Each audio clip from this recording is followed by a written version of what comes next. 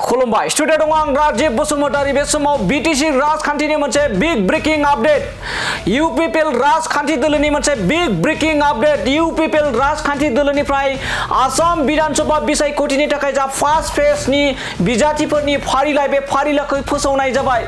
गिबियावनो आनन्द बसुमतारी नं 1 गसाइगाव विधानसभा बियाब राजु कुमार नार्जारी जाय राजु कुमार नार्जारीया यूपीपीएल राजखान्थि दोलोनि गाहाय नेहाथारि राजु कुमार नार्जारीया दतमा विधानसभा बियाबनिफ्राय बिथाङा गसंदों। थामथियाव दङ लरेन्स इस्लारि क'क्राझार विधानसभा बियाबनिफ्राय लोगोसे बयनिख्रुइबो देरसिन खौराङानो जाहैबाय बे समाव यूपीपीएल निफ्राय प्रमोद बर' बिथाङा तामुलपुर विधानसभा बियाबनिफ्राय बिथाङा तामुलपुर विधानसभा बियाबाव प्रमोद बर' बिथाङा बिजाथि गसंदों। बिग ब्रेकिं आपडेट जाय प्रमोद बर' बिथाङा साननैसो सिगांसो राज्य सभानि सासे सोद्रोमा जानो हादोंमोन। फिन आरोबाव प्रमोद बर' बिथाङा तामुलपुर विधानसभा बियाबाव यूपीपीएल निफ्राय बिजाथि महरै गसंदों।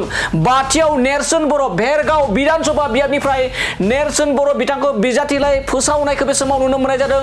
दथियाव जाबाय दिपेन बर' जाय दुलाराय बर' फरायसा आफादनि बारग' आफादगिरि दिपेन बर' बिथाङा उदालगुरि विधानसभा 46 नं उदालगुरि विधानसभा बियाबाव दिपेन बर' बिथांखौ बिजाथिलाय फोसावनाय जादों। लोगोसे बिजनी बियाबाव जाबाय कमल सिंह नार्जारी बिजनी विधानसभा बियाबाव कमल सिंह नार्जारी बिथांखौ यूपीपीएल राजखान्थि दोलोनिफ्राय बे समाव बिजाथिलाय होनायखौ नुनो मोननाय जादों। बे समाव फिन फोरमायबाव बिग ब्रेकिं आपडेट यूपीपीएल राजखान्थि दोलोनिफ्राय फार्स्ट फेजआव गासै 7 बिजाथिफोरनि मुंखौ बे समाव फोसावदों आरो देरसिन खौराङा जाहैबाय राज्य सभानि सोद्रोमा प्रमोद बर' यूपीपीएल नि चिफ प्रमोद बर' बिथां थामहिनबा बीटीसीनि बारग' गाहाय मावफुं सोद्रोमा प्रमोद बर' बिथाङा तामुलपुर विधानसभा बियाबनिफ्राय बिथाङा बिजाथि गसंदों।